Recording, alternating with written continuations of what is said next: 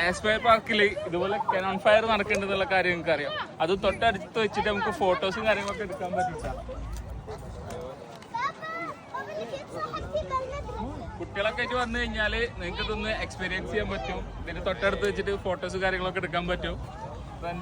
ഇതിന് സമയം കഴിഞ്ഞാൽ നമ്മളെ പുറത്താക്കൂട്ടാ, അത് വേറെ വിഷയം. അപ്പൊ ആസ്പയർ പാർക്കിലാണ് ഈ കനോൺ ഫയർ നടക്കുന്നത്. എല്ലാ ദിവസവും ഉണ്ട്. വേഗം വന്നിട്ട് എൻജോയ് ചെയ്തോളിട്ട്. അങ്ങനെ തുടർന്നുകൊണ്ട് കുട്ടികളും ഫോട്ടോ എടുക്കണമൊക്കെ ഉണ്ട്. ഒന്നും പ്രശ്നമുള്ളതല്ല. ഓക്കെ ഗൈസ്, പൊട്ടിക്കാൻ വേണ്ടി കട്ട വെയിറ്റിംഗിലാണ്. 5:43 പൊട്ടിക്കാന്നാണ് പറയണത്. കത്ത ടെലിവിഷന്റെ ആൾക്കാരൊക്കെ ഉണ്ട് കേട്ടോ. ആള് തൃശ്ശൂരുകാരാണ്. എവിടെയെന്നാണ് പറഞ്ഞാലയാ?